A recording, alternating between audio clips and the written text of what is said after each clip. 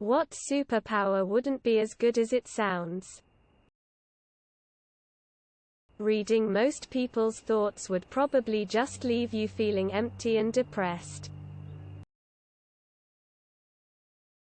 Invisibility. All light would pass through your eyes, meaning you wouldn't be able to see anything.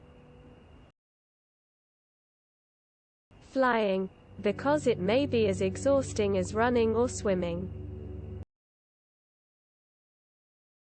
Super intellect. Ignorance is bliss, they say. Reading minds. X-ray vision of you can't turn it on and off. Running for president.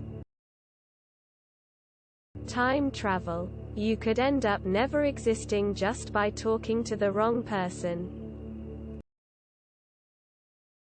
Mind reading.